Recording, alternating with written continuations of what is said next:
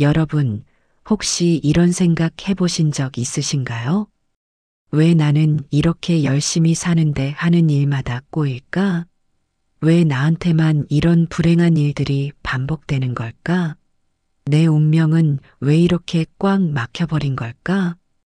우리가 알 수 없는 힘에 의해 삶이 좌우되는 것 같을 때 우리는 종종 그것을 운명 또는 팔자라고 부릅니다. 그리고 불교에서는 이것을 업장, 즉 과거에 지은 행위의 결과가 현재의 행복과 성공을 가로막는 장애물이라고 설명합니다.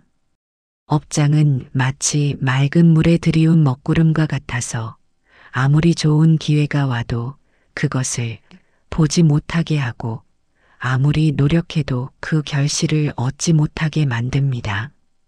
하지만 희망이 있습니다. 2600년 전 부처님께서는 이 업장의 사슬을 끊고 운명을 스스로 바꿀 수 있는 명확한 지혜와 방법을 우리에게 알려주셨습니다. 지금부터 약 30분 동안 우리는 당신의 인생을 꽉 막고 있는 업장을 깨끗이 씻어내고 불행을 행복으로, 악한 행동을 선한 행동으로 바꾸어 복된 운명을 새로 짓는 부처님의 세 가지 비밀을 깊이 있게 탐구할 것입니다. 이 영상은 단순히 듣고 끝내는 강의가 아닙니다. 이 지혜를 이해하고 실천한다면 당신의 인생을 막고 있던 장애물이 눈 녹듯 사라지는 것을 직접 경험하게 될 것입니다. 그러니 지금부터 주변의 모든 산만한 것들을 잠시 내려놓고 당신의 운명을 새롭게 하는 중요한 순간에 집중해 주시기를 바랍니다. 잠시 후 첫 번째 비밀부터 바로 시작하겠습니다. 여러분, 지금부터 우리가 다룰 내용은 당신의 삶을 근본적으로 이해하고 변화시키는 출발점입니다. 바로 업장이라는 존재의 정체를 파헤치는 일입니다. 불교 경전에 이런 말씀이 있습니다. 현재 내가 겪는 모든 고통은 과거의 행위에서 비롯되었고 현재 내가 짓는 모든 행위는 미래의 과보로 돌아오리라. 이 말씀은 우리의 삶이 업이라는 거대한 인과 법칙 안에 있다는 것을 분명히 보여줍니다.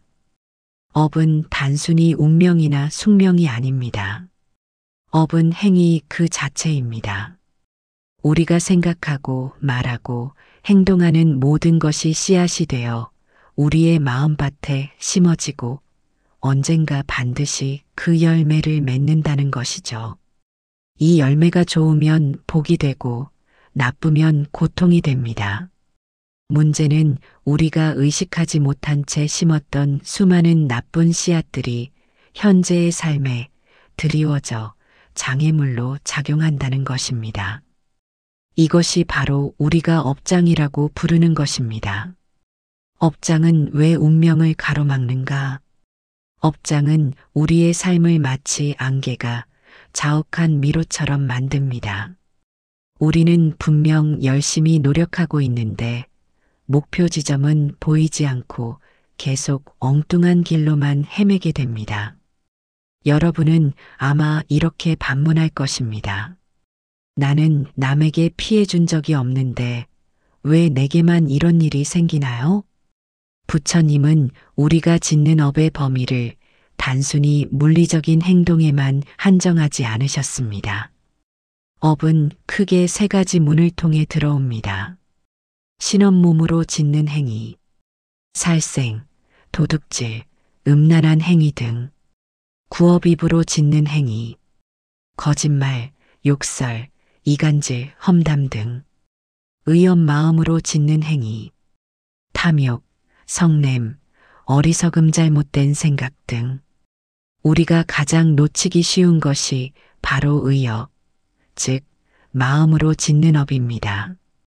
누군가를 미워하고 시기하고 나만 잘 되어야 한다고 탐욕을 부리는 그 마음의 움직임 자체가 이미 미래의 나쁜 결과를 낳을 씨앗이 된다는 것입니다. 예를 들어 직장 상사를 겉으로는 웃으며 대하지만 속으로는 매일 증오하고 있다면 이 미움이라는 마음의 업이 나중에 반드시 불화나 고립이라는 형태로 돌아옵니다. 이것이 바로 여러분의 현재 인간관계를 꼬이게 만드는 업장입니다. 가장 무서운 업장, 악업의 습관. 업장의 본질은 습관입니다. 우리는 무의식적으로 매일 악업의 씨앗을 심고 있습니다. 매일 아침 일어나면서 또 지긋지긋한 하루가 시작되는구나라고 짜증내는 구업과 의업. 남이 잘 되는 것을 보며 나는 왜 안 될까라고 시기하는 의업. 작은 일에도 쉽게 화를 내며 주변 사람들에게 상처를 주는 구업과 신업. 부처님은 이 습관의 고리를 끊지 못하면 복이 들어올 문을 스스로 닫아버리는 것과 같다고 경고하셨습니다. 지금 여러분의 운명을 가로막는 장애물은 사실은 과거와 현재의 내가 스스로 만든 것입니다. 하지만 절망할 필요는 없습니다. 만약 우리가 스스로 업장을 만들었다면 스스로 그 업장을 씻어낼 힘 또한 우리 안에 있기 때문입니다. 이제부터 그 강력한 방법을 배우기 위해 부처님의 지혜로 들어갑니다. 다음 챕터에서는 이 업장을 깨끗이 씻어내는 첫 번째 비결, 참회의 힘에 대해 이야기하겠습니다. 당신의 마음을 정화하고 운명의 전환점을 마련할 준비가 되셨나요? 이제부터 본격적으로 운명을 가로막는 업장을 씻어내는 강력한 방법을 알아보겠습니다. 여러분이 업장을 씻어내기 위해 돈을 바치거나 어려운 수행을 하거나 어딘가 먼 곳으로 떠나야 한다고 생각하셨다면 이 첫 번째 비밀은 생각보다 훨씬 더 놀랍고 간단합니다. 부처님께서 가르치신 업장 소멸의 첫 번째 비밀은 바로 진실한 참회입니다. 경전에는 이렇게 기록되어 있습니다. 비유하건대 악행을 지은 사람이 그 행위를 뉘우치고 다시는 짓지 않기로 결심하면 그 행위는 마치 소금 한 줌이 큰 물에 녹아버리는 것과 같다. 이 말씀은 우리에게 엄청난 희망을 줍니다. 우리가 과거에 지은 실수와 업들이 아무리 무겁고 크더라도 그것을 진심으로 뉘우치는 참회의 힘이 있다면 그 업을 녹여서 사라지게 할 수 있다는 뜻입니다. 참회는 왜 업장을 씻어내는가? 참회는 단순한 후회가 아닙니다. 우리가 흔히 하는 그때 그러지 말걸 하는 것은 후회일 뿐 오히려 마음의 짐만 더합니다. 진정한 참회는 세 단계를 거쳐 업장의 뿌리를 뽑아냅니다. 1. 인정 과거에 내가 저지른 생각, 말, 행동이 다른 사람이나 나 자신에게 고통을 주었다는 사실을 솔직하게 인정하는 것입니다. 이 과정은 가장 어렵지만 업장의 존재를 인정해야만 비로소 업장 소멸의 첫 문이 열립니다. 2. 뉘우침 업을 지은 나 자신에 대해 깊이 부끄러워하는 마음을 내는 것입니다. 이 부끄러움은 나를 비난하는 것이 아니라 앞으로 더 이상 그와 같은 어리석은 행동을 반복하지 않겠다는 강력한 의지를 불러일으킵니다.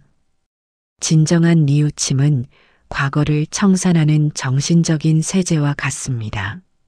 3. 다시 짓지 않겠다는 맹세. 이것이 가장 중요합니다. 다시는 그 악업을 반복하지 않겠습니다.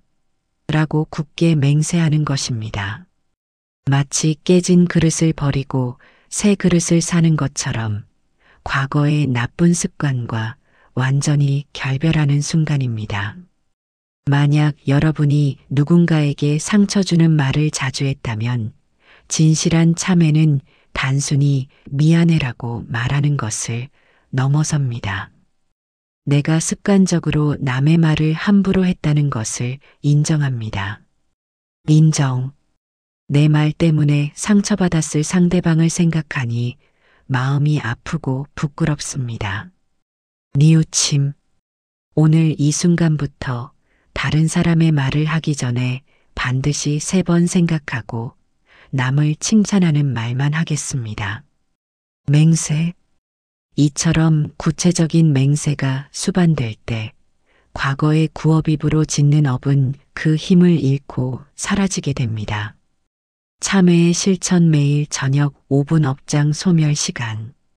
가장 좋은 참회의 방법은 매일 밤 잠자리에 들기 전 5분을 참회 시간으로 정하는 것입니다.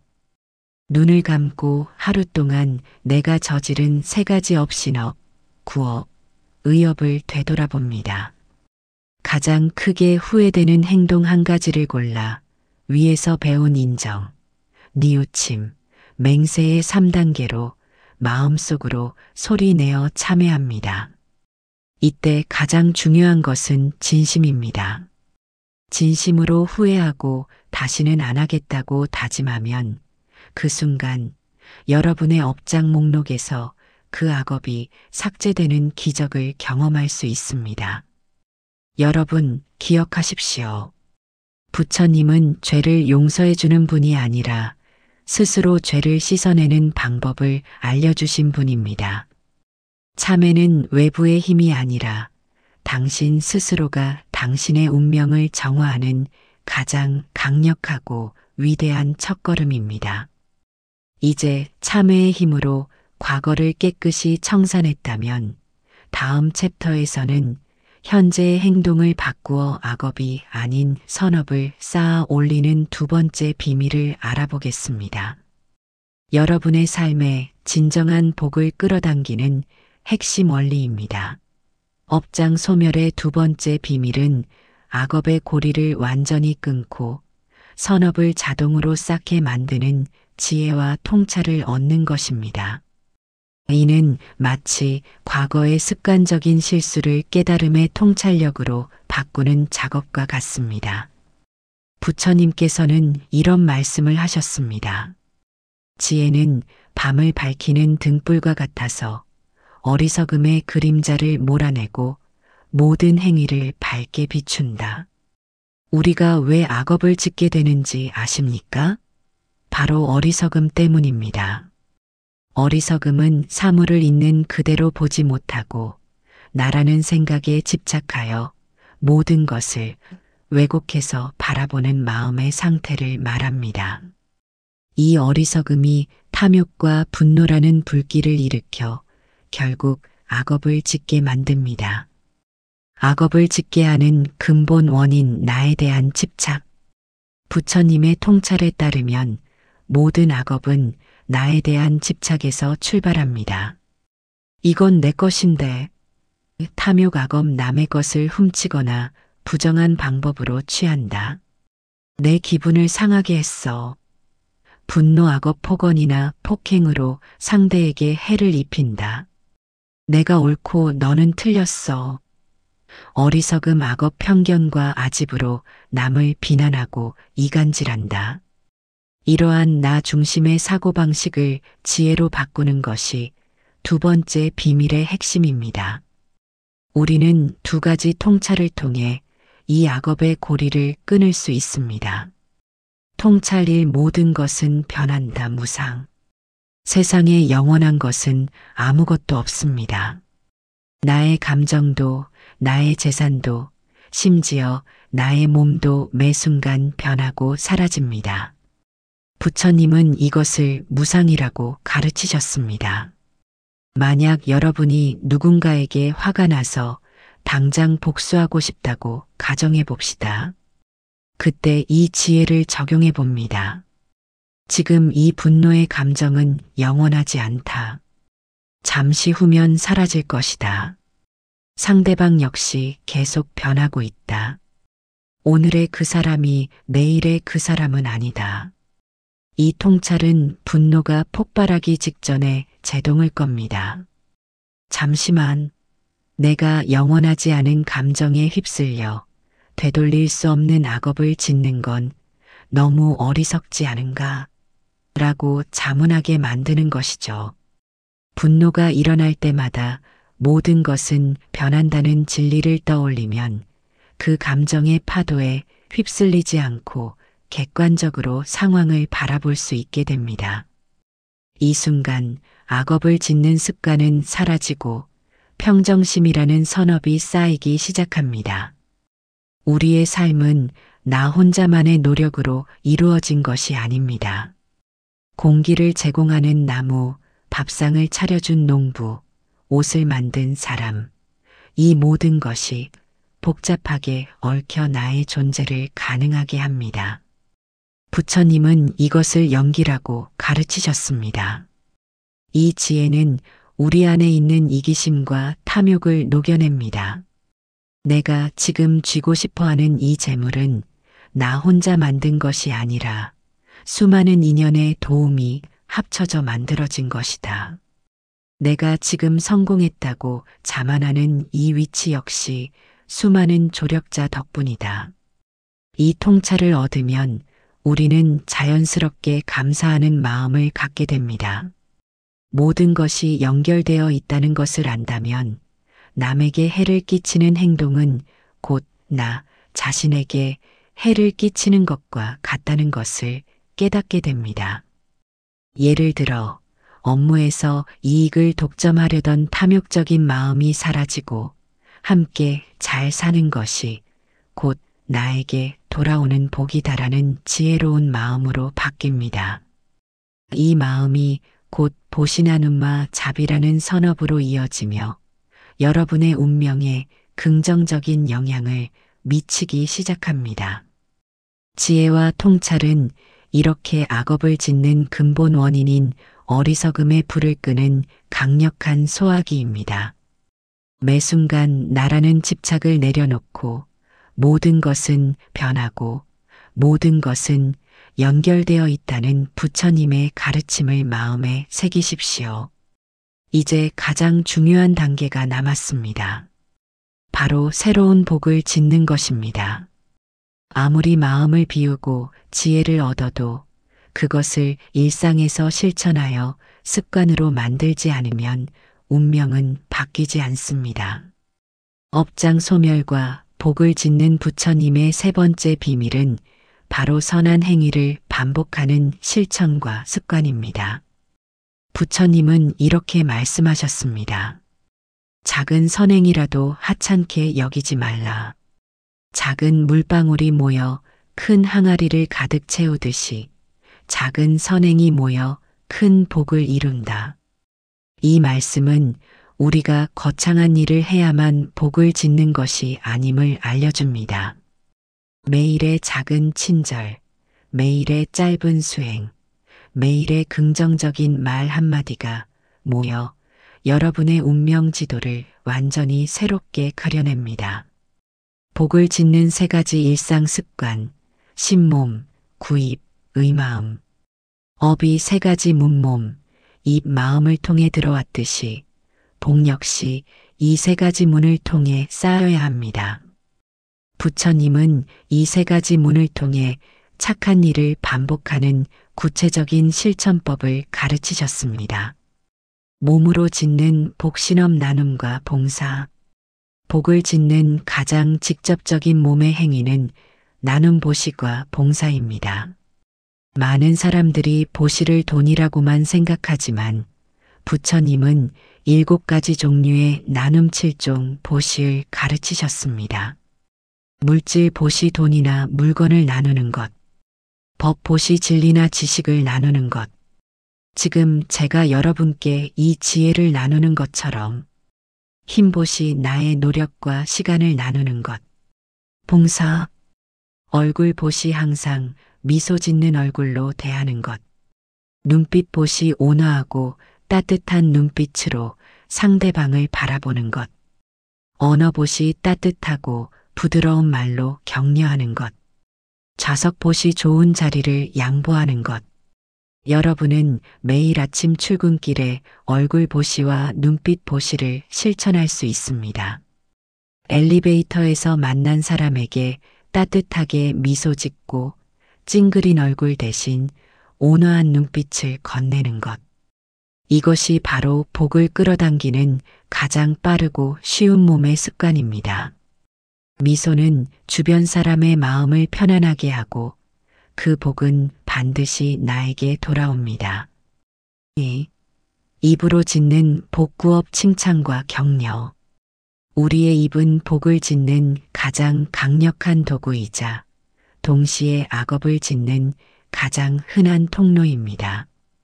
부처님은 입으로 짓는 복을 강조하셨습니다. 거짓말하지 않기, 험담이나 이간질하는 말하지 않기, 욕설, 폭언하지 않기, 칭찬하고 격려하는 말하기, 매일 단 한 사람에게 진심으로 칭찬하는 말을 하는 것을 목표로 삼으십시오. 오늘 당신의 노력이 큰 힘이 됩니다. 당신의 생각이 참 지혜롭네요와 같은 단순한 칭찬은 상대방에게 기쁨을 주고 그 기쁨의 파동은 바로 여러분의 복이 됩니다. 자신의 입을 복 짓는 도구로 바꾼 사람은 가는 곳마다 환영받고 신뢰를 얻게 되며 이는 인간관계와 비즈니스 성공이라는 형태로 반드시 되돌아옵니다. 3. 마음으로 짓는 복의업 자비와 명상. 가장 근본적이고 중요한 복은 마음으로 짓는 복입니다. 아무리 좋은 말과 행동을 해도 마음속에 시기와 미움이 가득하다면 그 복은 뿌리를 내릴 수 없습니다. 마음으로 복을 짓는 가장 좋은 방법은 자비심과 명상입니다. 자비심 실천 나뿐만 아니라 모든 존재가 평화롭고 행복하기를 바라는 마음을 의식적으로 내는 것입니다. 지하철에서 옆에 앉은 사람, 심지어 나를 힘들게 했던 사람까지도 저 사람이 행복해졌으면 좋겠다고 잠시라도 기도해 보십시오. 이 이타적인 마음의 움직임 자체가 악업을 정화하고 큰 선업을 쌓습니다. 명상 실천 매일 5분이라도 조용히 앉아 자신의 호흡에 집중하십시오.